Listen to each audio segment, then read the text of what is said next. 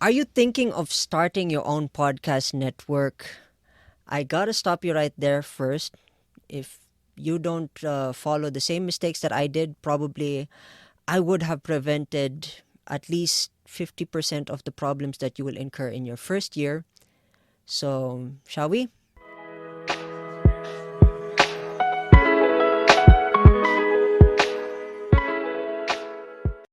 Hey folks, welcome back to Podmentorspace podcast. On this episode, we're going to talk about building a podcast network and the mistakes that I learned from my own podcast network. And before we get into the meat and bones of this episode, of course, I want to let you know that you can like, share, and subscribe to this on YouTube, this episode on YouTube, or if you're listening to this on Spotify, hit that follow button. And if you're looking for a particular if you have a particular problem that you want solved, there's going to be chapters on this on YouTube, so that at least I can save your time I can save you a lot of time.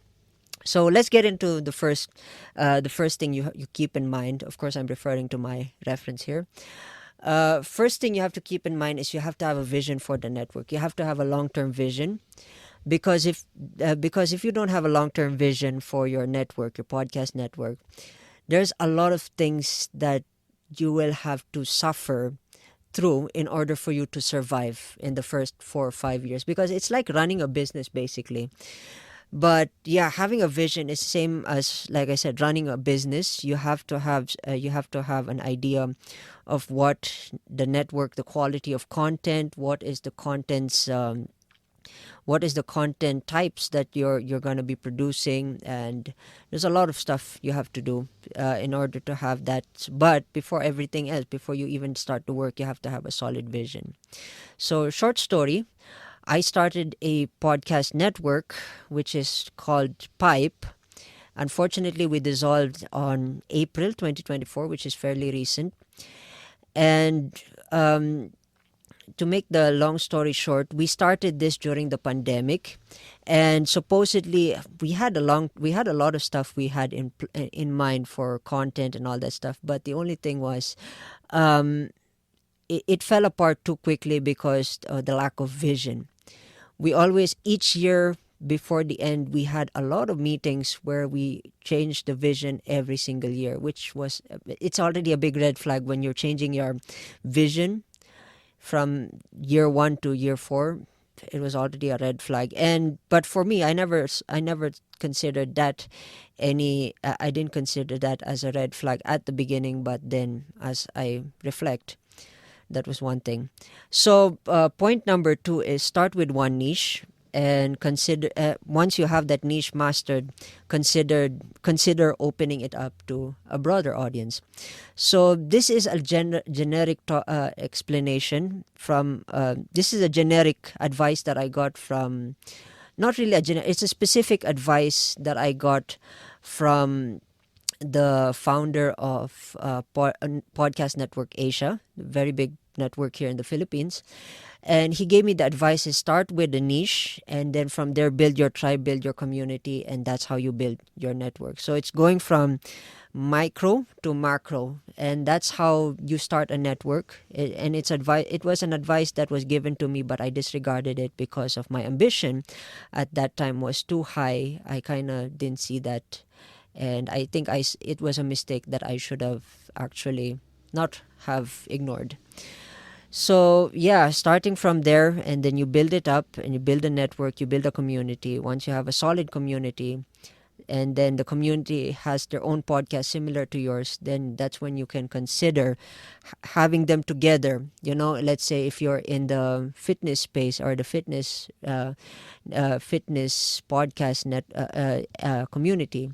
Of course, you get a lot of fitness guys who also want to do their own podcast. So that's where you build a community within each, and that's where you build a network around a group of podcasters from your starting project to a big project.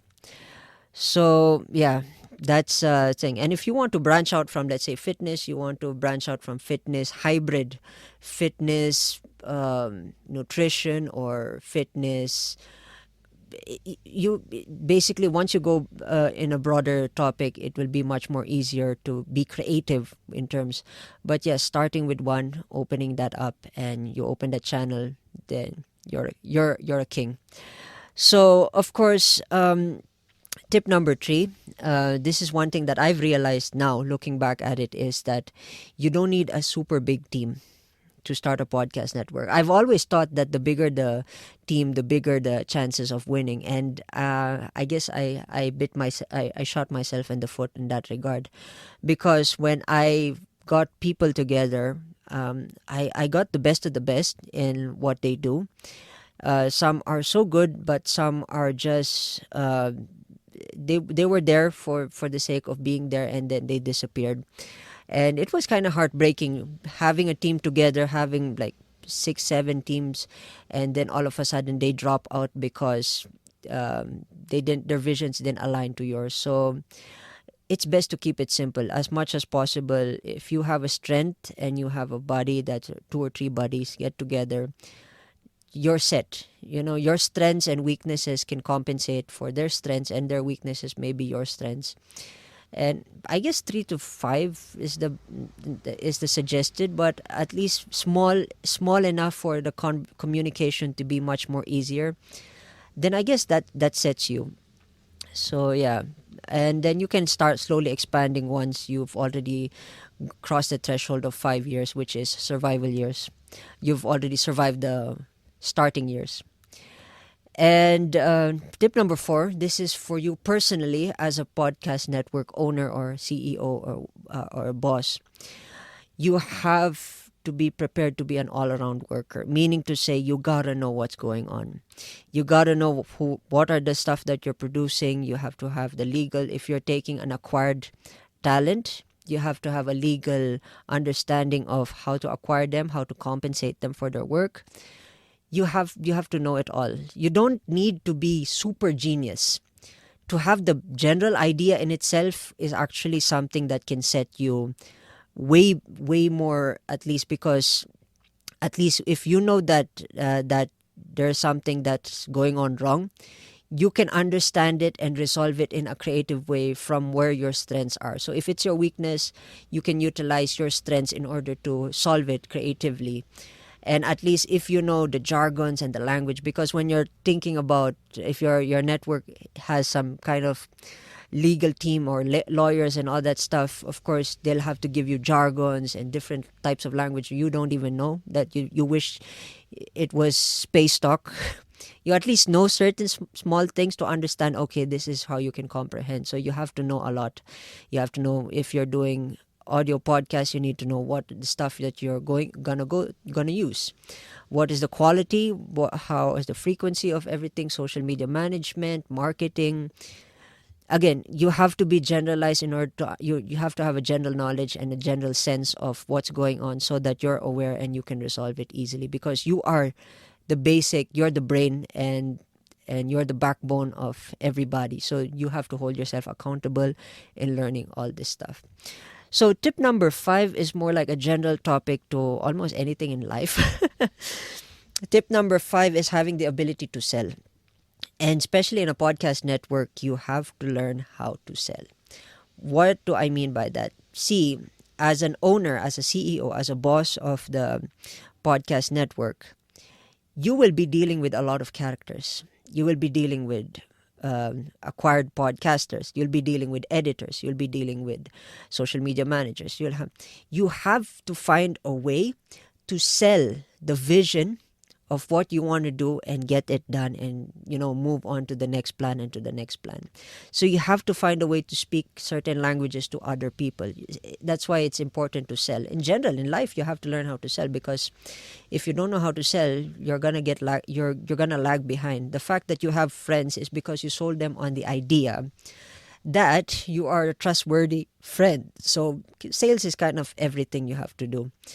And yeah, that will set you apart once you advance and you've taken your skill to the next level in terms of selling. But yeah, have the ability to sell, and don't be scared to ask how to learn, because there are a lot of people where you can learn.